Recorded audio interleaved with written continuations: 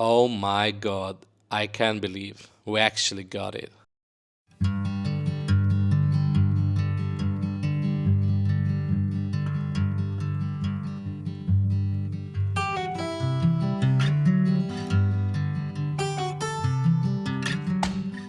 The moment we purchased our land, the planning of our house began. I'm not an engineer, but my dad is, and over the years I've seen plenty of house plans, so that gave us a solid starting point. We probably redesigned our house a dozen times. Planning the house was kinda tricky. My wife and I didn't always agree. She liked one thing and I liked another. Even the shape of the windows turned into a mini debate.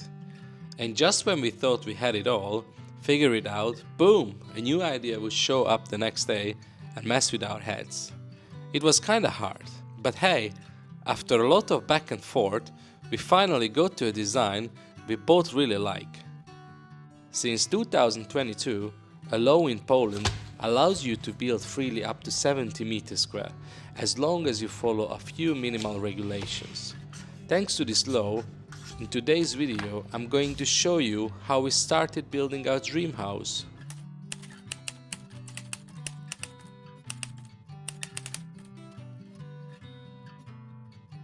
The first thing you need to do when building a house is lay a solid foundation. It is what supports the entire structure. Given my dad's experience, I asked him to help us with the initial measurements to ensure the base is set exactly where it should be. But let's not get ahead ourselves. We did a loads of preparation before figuring out where the house would go. We picked up some rebars and a few rolls of wire to tie everything together for the base. That steel's really important. It keeps the house strong and stable. First, we had to measure and cut all the rebars to the right size. At this point, I'd like to advise, if you're ever doing something like this, always wear protective gear, or at the very least, squint your eyes like you're trying to read the fine print on the contract.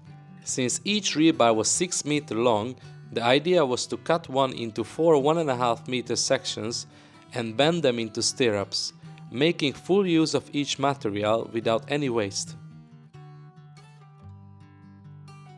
I ended up buying this little handy tool to help bend them. It made things way easier. Few hours later, all the rebars were bent and ready to go. We ended up bending about 110 pieces for the strip foundation. The coils of wire had to be bent into a specific shape before we could use them. I could have just bought them in the store, the pre-made ones, but they were 4 times more expensive. So instead, we did a bit of wire bending at home every night while watching Netflix. We had all the materials ready, wires, rebars and bend stirrups, so it was finally time to start building the rebar cages.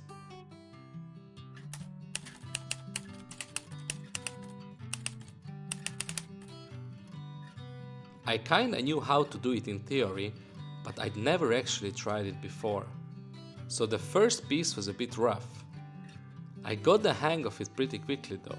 At first, I was just using pliers, which made things move super slow, but I actually enjoyed it since it was the very first step of building the house.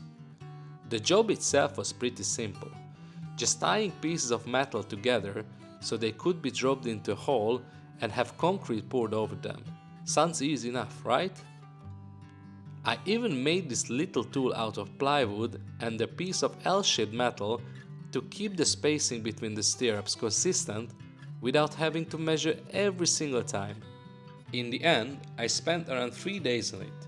Took longer than I thought it would, but once it was done, it actually looked decent in the end.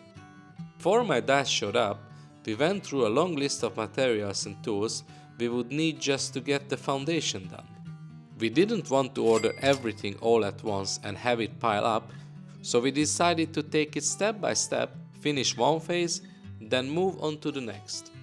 Honestly, it made everything feel way less overwhelming and it helped us plan our spendings a lot better. Luckily, when my dad arrived, he brought a ton of tools with him, huge money saver, and the best part, most of the tools ended up staying with us.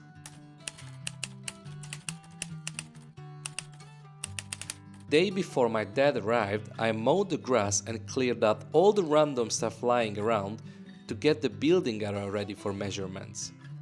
The next day, he showed up and we got straight to work. We had just a couple of basic building restrictions. First, the house had to be at least 12 meters from the forest, and second, 15 meters from the road. That's it. We decided to place the house as close as possible to the road and the forest. This decision was based on the sun's path, to make sure we get the most sunlight throughout the day. The first thing we did was stake out the corners of the house. It's definitely a two-person job.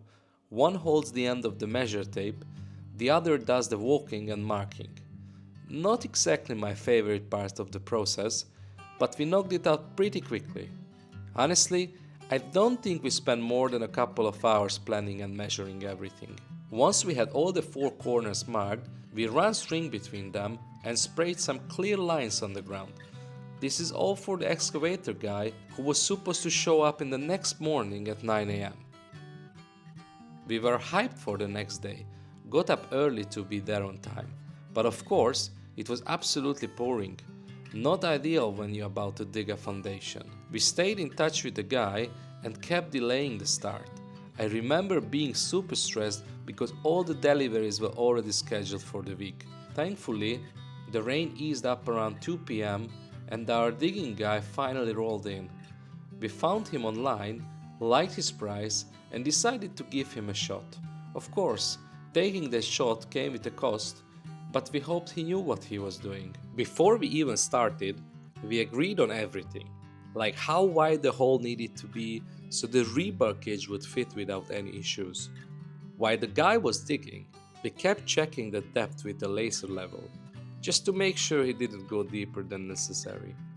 I mean, if you go a bit deeper, it's not the end of the world, but it does mean you will need to pour more concrete and that would cost more money. Luckily, the guy really knew what he was doing. He nailed it. Perfect depth, perfect width, and super clear communication. The whole job was done in just one afternoon. Originally, I was planning to dig a hole myself. At least that was the crazy plan. My dad kept saying it was a bad idea because it's way too labor intensive and I should save my energy for later. Of course, I kept brushing him off. I was hyped for it. I wanted to do this. Since I work at the computer all day, I was actually excited to get my hands dirty and do some physical work for a change. But as you can see, that didn't really happen. We ended up hiring this nice guy. And honestly, I'm so glad I didn't do it myself. Since that day, I've done a ton of groundwork, and now I really understand how long it would have taken to dig that hole with just a shovel. This was the very first day of a long week, without any real comfort. We slept in tents, cooked our own food, and with no electricity, we had to cut back on our phone usage. And honestly, it ended up being one of the best weeks of my life so far. In just 2 weeks, we will be back with a new update from our Polish farmland. So if you don't want to miss it, make sure to subscribe.